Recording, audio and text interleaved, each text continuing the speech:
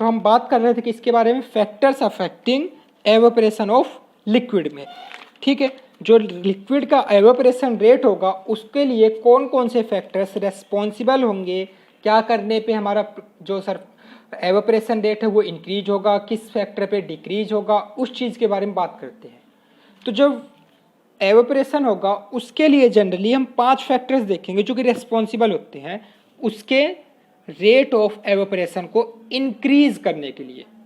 ठीक है, पहले फैक्टर की हम बात कर लेते हैं, सरफेस एरिया। क्या है? Surface area. ठीक है, अब सरफेस एरिया में क्या होता है, सपोज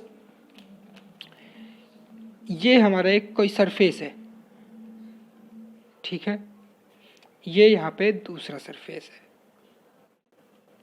ठीक है, सपोज मेरे पास क्या है, 10 ml वाटर है, 10 ml वाटर है। 10 ml वाटर मैंने क्या किया, इस सरफेस पे स्प्रेड कर दिया, और वही 10 ml वाटर मैंने इस सरफेस पे स्प्रेड कर दिया, और हमने ऑब्जर्व किया क्या हुआ। तो जब हम ऑब्जर्व कर रहे थे क्या हुआ, जो यहाँ पे वाटर था वो क्या हुआ, इजीली एवेपोरेट हो गया, जल्दी। ठीक है, एवेपोरेट फास्टर। ठीक है, अब ये एवेपोरेट फास्टर क्यों हुआ, इस केस में देखो इन लिक्विड्स के पास में यहाँ पे क्या था, इतना ही सरफेस था, और इस केस में सरफेस क्या हुआ, इतना हुआ। इस चीज़ को ऐसे समझ सकते हो, फॉर एग्जाम्पल अब क्या होगा, यहाँ पे जो पार्टिकल्स होंगे लिक्विड के, क्या हुआ, यहाँ पे कुछ अब स्पेस जो सरफेस एरिया कम था तो कुछ पार्टिकल्स क्या होंगे, एक दूसरे के ऊपर हो जाएंगे। इसकी वजह से जो यहाँ पे हीट मिल रही थी एटमॉस्फेयर से, तो वो नीचे वाले पार्टिकल्स को इतनी ईजिली नहीं मिल पाएगा, तो जिसकी वजह से वो एवापोरेट नहीं हो पाएंगे। क्लियर है? जब इस सरफेस एरिया को इंक्रीज करोगे तो अब यहाँ पे क्या हो सकता है, जो पार्टिकल्स होंगे वो एक दूसरे के ऊपर अब फिलहाल यहाँ पे नहीं आएंगे, तो इसकी वजह से सबको इक्वली क्या होगा, हीट मिलेगी, और एक ही टाइम पे क्या हो सकते हैं, सभी क्या होंगे, ईजिली एवेपोरेट हो सकते हैं। तो ये होता है सरफेस एरिया बढ़ाने पे। इट मीन्स जो सरफेस एरिया होगा वो directly proportional to evaporation rate.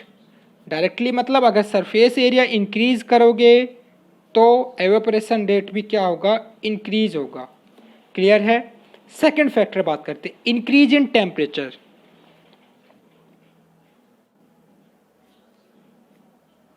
Increase in temperature. ठीक है, अब इंक्रीज इन टेम्परेचर के लिए क्या किया, 2 बेसिक से एक्सपेरिमेंट कर लो, एक्टिविटी, एक बेसिक से एक्टिविटी करते हैं। सपोज इक्वल साइज के हमने 2 कंटेनर लिए,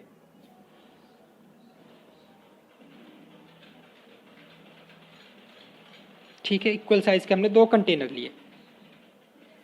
क्लियर है?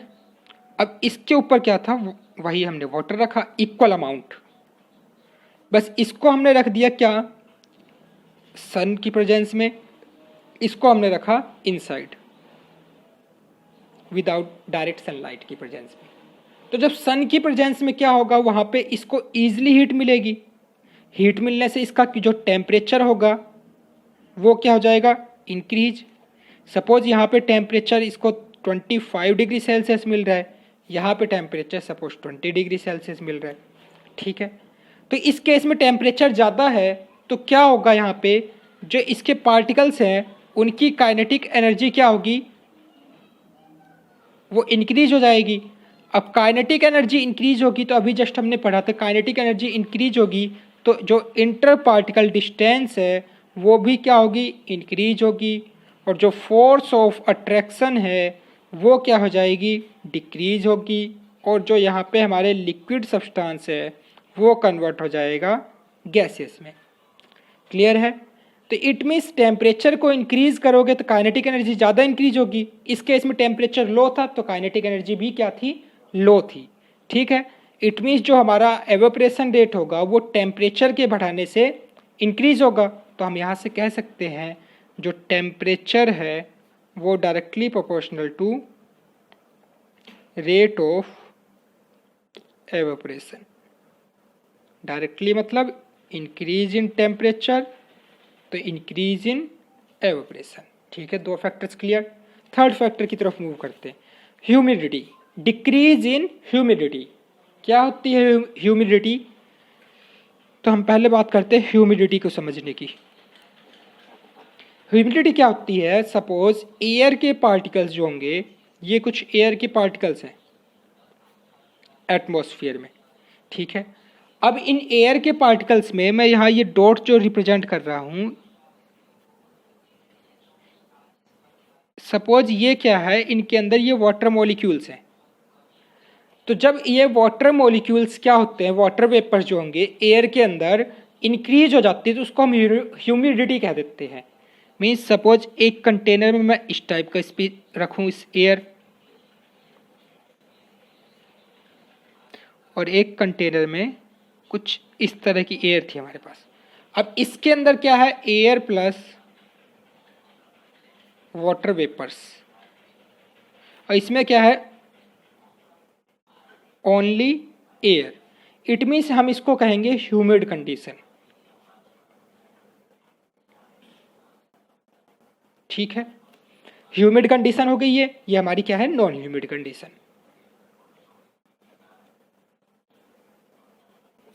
अब देखो यहां पे सपोज वही सेम हमने कंटेनर लिया एक,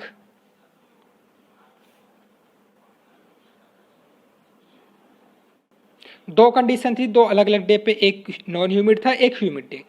वही यहाँ पे क्या हुआ, वाटर वेपर्स, वाटर मॉलिक्यूल्स। ठीक है, ये हमारे वाटर की स्पीसीज हो गई। अब जब ये एवोपरेट होंगे तो क्या होगा, वाटर वेपर्स में कन्वर्ट होगा। अब इनके लिए वाट जो एयर है, एयर के लिए एयर में फिलहाल क्या है, स्पेस वैकेंट है। तो ये जो वाटर वेपर्स है इसको क्या करेंगे, इजिली कैप्चर कर सकते हैं। बट इस केस में जब ह्यूमिड कंडीशन रहेगी तो एयर में ऑलरेडी क्या है, वाटर वेपर्स अवेलेबल है। तो यहाँ से जब एवेपोरेशन होगा, ये जो वाटर वेपर्स आएंगी, ये एयर क्या होगी, इसको कैप्चर नहीं कर पाएगी, बहुत ही कम अमाउंट में कैप्चर करेगी, जो भी इनके पास थोड़ा बहुत स्पेस बचा होगा। इट मीन्स जब ह्यूमिडिटी कंडीशन रहेगी तो उस केस में एवेपोरेशन रेट क्या होगा, एवेपोरेशन डिक्रीज हो जाएगा।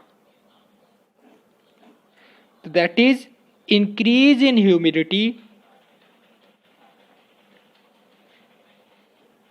That and evaporation decrease. It means इसके इंक्रीज करने से ये डिक्रीज हुआ, तो ये कैसा, इन्वर्सली प्रोपोर्शनल। तो हम कह सकते हैं ह्यूमिडिटी जो होगी inversely proportional to, inversely proportional को लिखेंगे 1 में रेट ऑफ एवेपोरेशन। क्लियर है। नेक्स्ट फैक्टर की तरफ बात करते हैं। ठीक है, विंड स्पीड। विंड स्पीड में क्या होगा, सपोज यहीं पे सेम एग्जांपल लेते हैं, ये एयर के हमारे लिक्विड मॉलिक्यूल। ठीक है, अब इस केस में मैं कहता हूं हाई विंड स्पीड।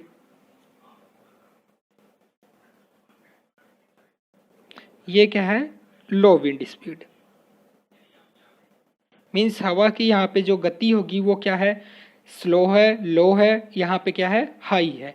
तो जब हाई विंड स्पीड होगी तो उस केस में क्या होंगे, जो एयर की स्पीड के साथ जो एयर की काइनेटिक एनर्जी रही होगी, उसके साथ जो ये वाटर के मॉलिक्यूल्स है, पार्टिकल्स है, इन ये एयर इनसे टकराएगी तो क्या होगी, इनकी भी काइनेटिक एनर्जी क्या होगी, इंक्रीज होगी। अब जब काइनेटिक एनर्जी इंक्रीज हो गई तो उसके बाद का कॉन्सेप्ट आपके समझ में ही आ गया होगा। Kinetic energy increases, it means inter particle distance क्या होगी, इंक्रीज होगी। फोर्स ऑफ अट्रैक्शन क्या होगी, डिक्रीज होगी। और यहाँ से क्या हो जाएगा, जो लिक्विड है वो कन्वर्ट हो जाएगा गैसेस में। तो इस केस में काइनेटिक एनर्जी ज़्यादा इंक्रीज होगी, क्योंकि जो काइनेटिक एनर्जी विंड की थी वो भी पहले ही ज़्यादा थी, और इस केस में काइनेटिक एनर्जी जो होगी यहाँ पे कम इंक्रीज होगी। इट मीन्स मैं कह सकता हूँ higher the wind speed, higher will be the rate of evaporation. That is wind speed बढ़ेगी तो रेट ऑफ एवेपोरेशन भी बढ़ेगा। तो इसको हम कह सकते हैं directly relation, wind speed directly proportional to rate of evaporation. Clear है ये फैक्टर भी। अब लास्ट हम बात कर लेते हैं लास्ट फैक्टर की, फिर हम एक बार रिवाइज करते हैं इन पांचों फैक्टर्स को। लास्ट फैक्टर है हमारा nature of liquid. Nature of liquid. अब नेचर ऑफ लिक्विड के केस में आपने देखा ही होगा, एक जनरल से एग्जांपल है, एक ये कंटेनर है, एक ये कंटेनर। इस कंटेनर में हमने यहां पे रखा पेट्रोल, इस कंटेनर में हमने रखा यहां पे वाटर। दोनों में से कौन जल्दी एवेपोरेट होगा? सबको पता है क्या? पेट्रोल क्या होगा? इजीली एवेपोरेट या फास्टर एवेपोरेट। अब ऐसा क्यों हुआ? क्योंकि जो पेट्रोल को हमने क्या माना था? Volatile substance. वोलाटाइल का मतलब बॉइलिंग पॉइंट जो उसका होगा low, means the substance having boiling point low get evaporates faster. It means हम ये कह सकते हैं नेचर ऑफ लिक्विड में कैसा होना चाहिए, वो वोलाटाइल होगा, तो क्या होगा? एवेपोरेशन जो होगा डायरेक्टली प्रोपोर्शनल हो जाएगा उसके। तो इस तरह से नेचर ऑफ लिक्विड के डिपेंड करेगा। मीन्स अगर वोलाटाइल सब्सटेंस है जिसका बॉइलिंग पॉइंट लो है तो उस केस में एवेपोरेशन ईजी होगा। जैसे एग्जांपल दे दूं मैं, फॉर एग्जांपल मेरे पास एक एक्स है, एक वाई है। मैं कह देता हूँ एक्स का सपोज बॉइलिंग पॉइंट जो है वो 45 डिग्री सेल्सियस है, वाई का वहीं पे 85 डिग्री सेल्सियस है। तो दोनों में से एवेपोरेशन का रेट किसका फास्टर होगा? एक्स का, क्योंकि इसका बॉइलिंग पॉइंट लो है तो इसके जो पार्टिकल्स ऑफ मॉलिक्यूल है इनको कम ही टेम्परेचर चाहिए काइनेटिक एनर्जी इंक्रीज करने के लिए, जिससे इंटर पार्टिकल डिस्टेंस क्या हो जाएगी? इंक्रीज होगी, और जो हमारे लिक्विड्स होंगे वो कन्वर्ट हो जाएंगे गैसियस में। तो ये हमारे 5 फैक्टर्स होंगे जो रेट ऑफ एवेपोरेशन को क्या करेंगे? इंक्रीज या डिक्रीज। फर्स्ट वन क्या था? Surface area. सरफेस एरिया क्या होगा? Directly proportional. सरफेस एरिया बढ़ाओ क्या होगा? एवेपोरेशन बढ़ेगा। टेम्परेचर के क्या होगा? टेम्परेचर इंक्रीज करो, रेट ऑफ एवेपोरेशन भी इंक्रीज होगा। ह्यूमिडिटी की बात करी थी, ह्यूमिडिटी में क्या होता था? एयर के अंदर पहले ही वाटर वेपर्स अवेलेबल हैं, तो इसलिए अगर ह्यूमिड कंडीशंस है तो उस केस में रेट ऑफ एवेपोरेशन क्या होगा? वहाँ पे डिक्रीज हो जाएगा। इट मीन्स ह्यूमिडिटी क्या होनी चाहिए? कम, decrease in humidity. Wind speed क्या होनी चाहिए? जितनी ज़्यादा विंड स्पीड उतना kinetic energy of particles increase होगी, तो that is why wind speed higher होनी चाहिए। नेचर ऑफ लिक्विड, तो जो वॉलेटाइल सब्सटेंस होंगे जिनका बॉइलिंग पॉइंट लो है तो वहाँ पे रेट ऑफ एवेपोरेशन क्या होगा? ज़्यादा होगा। अब हम बात करते हैं हाउ एवेपोरेशन कॉज कूलिंग। जो एवेपोरेशन प्रोसेस होती है जब भी, तो वहाँ पे कूलिंग कॉज करता है। तो ऐसा क्यों होता है? फॉर एग्जाम्पल हम जनरली सिंपल से एक एग्जाम्पल लेते हैं। सपोज ये एक बेसिक सा एग्जाम्पल है, ये कोई सरफेस है, ठीक है। इस सरफेस पे यहाँ पे क्या है? फिलहाल लिक्विड पार्टिकल्स। अब ये लिक्विड पार्टिकल्स क्या करेंगे? यहाँ पे जो इस सरफेस है इसमें से हीट क्या करेंगे? एब्जॉर्ब करेंगे। इस सरफेस से हीट क्या करेंगे? एब्जॉर्ब करेंगे अपनी काइनेटिक एनर्जी इंक्रीज करने के लिए, to increase their kinetic energy. तो जैसे ही काइनेटिक एनर्जी इंक्रीज होगी तो वो पार्टिकल्स क्या हो जाएंगे? Particles get evaporate. अब जब पार्टिकल्स एवेपोरेट हो गए, इट मीन्स जो ओवरऑल काइनेटिक एनर्जी है, overall kinetic energy of liquid क्या हुई? डिक्रीज। तो ओवरऑल जो kinetic energy of the liquid होगी वो क्या होगी? डिक्रीज। तो जब overall kinetic energy of liquid decrease हुई तो इट मीन्स वहां पे क्या होगा? डिक्रीज इन टेम्परेचर, और टेम्परेचर का डिक्रीज क्या होगा? कूलिंग इफेक्ट शो करेगा। कैसे? देखो, मान लो फॉर एग्जांपल 5 स्टूडेंट्स हैं, ठीक है। 5 स्टूडेंट्स में सपोज 2 स्टूडेंट्स के मार्क्स सपोज 90 है, ठीक है, और 3 स्टूडेंट्स के मार्क्स सपोज 80 है। और जब इनका ओवरऑल एवरेज निकालोगे तो क्या होगा? Total marks divided by total number of average निकालोगे तो एवरेज कितना आएगा? 90 × 2, plus 18 to 3 total students 5, 180 plus 80 240 divided by 5, 180 plus 240 कितना हुआ यहाँ पे 300 420 डिवाइडेड बाई 5। तो ये एवरेज जब इसको निकालोगे यहाँ पे एवरेज कितना आ जाएगा 84%। मीन्स फिलहाल अब इनका एवरेज कितना है 84%। अब मैं कह दूँ यहाँ से ये जो जिनके 90% मार्क्स है उनको हम यहाँ से क्लास से अलग सेपरेट कर देते हैं। तो उस केस में जो स्टूडेंट्स बचेंगे 3 ही बचेंगे और तीनों स्टूडेंट्स के एवरेज निकालोगे तो जब एक सबकी 80% तो एवरेज कितना हो जाएगा इन रेस्ट जो स्टूडेंट्स बचे थे 80%। इट मीन्स उनकी एवरेज क्या हो गई डिक्रीज हो गई जब हमने जो यहाँ से हायर मार्क्स वाले स्टूडेंट्स को हटा दिया। तो सेम केस यहाँ पे होगा, जो काइनेटिक एनर्जी जिनकी हायर है उसको हम यहाँ से बाहर क्या एलिमिनेट कर देंगे, मीन्स वो एज ए एवेपोरेटिंग पार्टिकल्स वहाँ पे आउट हो चुकी है। तो जो ओवरऑल काइनेटिक एनर्जी होगी लिक्विड की वो क्या हो गई डिक्रीज। और जब ओवरऑल काइनेटिक एनर्जी डिक्रीज हुई तो टेम्परेचर फॉल हुआ, टेम्परेचर फॉल हुआ तो कूलिंग कोज करेगा। सेम ये एग्जांपल समझ सकते हैं इस हिसाब से, क्लियर है। तो इस तरह कूलिंग जो होगी कोज होगी। अब जब कूलिंग कोज होगी इस बेसिस पे हम कुछ बातें कर सकते हैं, लाइक कि जनरली हम जब कोई एसीटोन या पेट्रोल जब हम पाम पे रखते हैं तो उस केस में कूलिंग क्यों कोज होती है, क्योंकि उस केस में जो पार्टिकल्स होंगे एसीटोन के, ठीक है, सपोज यहाँ पे पाम में ये एसीटोन के पार्टिकल्स हैं, तो ये पार्टिकल्स क्या करेंगे इसमें से जो हैंड में से एनर्जी को क्या करेंगे एब्जॉर्ब करेंगे। एनर्जी जब एब्जॉर्ब होगी किसके लिए, काइनेटिक एनर्जी इंक्रीज करने के लिए, उससे क्या होगा एवोपरेशन। तो हम डायरेक्टली कर सकते हैं कि एवोपरेशन के लिए वो हीट को एब्जॉर्ब करेंगे। तो जब ये हीट एब्जॉर्ब हुई इट मीन्स यहाँ से लॉस ऑफ एनर्जी हुई पाम से। अब लॉस ऑफ एनर्जी हुई तो क्या होगा कूलिंग कोज, ठीक है। इसी बेसिस पे एक बेसिक सा एग्जांपल है, क्या हम समर में जनरली कॉटन क्लॉथ्स क्यों पहनते हैं।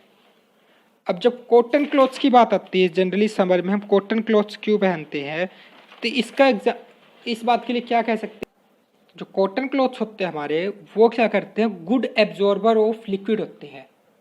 Cotton cloths are good absorber of liquid substances. तो जो गर्मी में क्या होगा स्वेट होता है, स्वेट से क्या होगा वो वहाँ पे बॉडी से स्वेट निकला तो उस चीज़ को कॉटन क्लॉथ्स क्या करेंगे एब्जॉर्ब करेंगे, ठीक है। जो ये स्वेट से पार्टिकल होंगे सपोज ये कॉटन जो कॉटन क्लॉथ्स होगा ये इस मॉलिक्यूल को एब्जॉर्ब करेंगे, लिक्विड को, गुड एब्जॉर्बर होते हैं। अब ये जब एब्जॉर्ब करेंगे इट मीन्स उसका जो सरफेस एरिया है, हमने फैक्टर पढ़ा था अभी सरफेस एरिया ऑफ स्वेट, वो क्या हो गया इंक्रीज हो गया। अब सरफेस एरिया इंक्रीज हुआ तो इस वजह से क्या होगा यहाँ पे एवापोरेशन होगा at faster rate as compare to other fabric. और कोई फैब्रिक अगर हम पहनते हैं उससे कंपैरिजन में इसमें क्या होगा रेट ऑफ एवापोरेशन फास्टर होगा। और एवापोरेशन ही क्या करता है कूलिंग कोज करता है। तो इससे हमें क्या होगी कूलिंग भी होगी और क्या होगा ईजियर रहेगा किसके लिए स्वेट्स के लिए कंफर्टेबल फील होगा, ठीक है। एक एग्जांपल और लिख सकते हैं, क्या कोई भी पानी की बोतल लेते हैं फ्रिज से निकालते हैं उसके ऊपर क्या होता है कुछ वाटर ड्रॉपलेट्स आ जाती हैं बाहर। वो वाटर ड्रॉपलेट्स कैसे आती हैं, क्या होता है उसके अंदर, क्योंकि उसके अंदर जनरली सपोज ये वाटर बोतल है,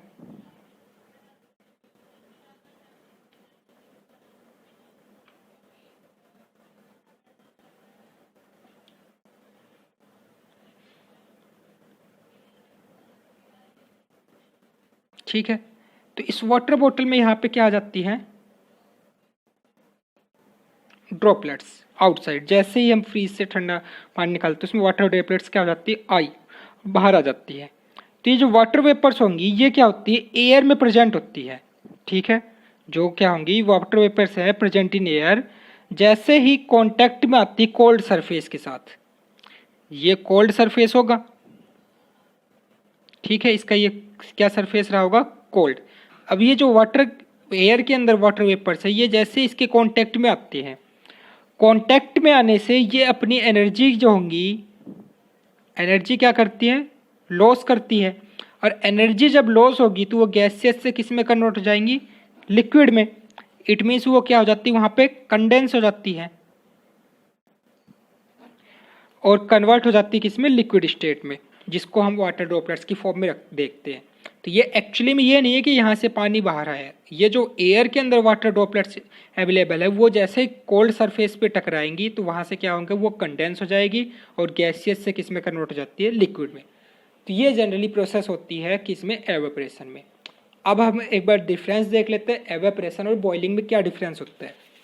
बॉइलिंग में क्या होता है, किसी एक पर्टिकुलर टेम्परेचर पे सब्सटेंस बॉईल होता है। मीन्स मैं कह दूँ वाटर जो है वो 100 डिग्री सेल्सियस बॉईल होगा, तो क्या वो 90 डिग्री सेल्सियस बॉईल होगा, नहीं, ठीक है। इट मीन्स एक पर्टिकुलर टेम्परेचर होगा, उस पर ही वाटर क्या होगा, बॉईल होगा। जबकि हम एवेपोरेशन की बात करें तो एवेपोरेशन क्या होता है, अगर सपोज मैंने इनसाइड दी रूम हम कहें, उस पर एवेपोरेशन रेट स्लो होगा, बस ये कह सकते हैं। बाहर आउटसाइड टेम्परेचर हाई है तो वहाँ पे एवेपोरेशन रेट क्या होगा, फास्टर होगा।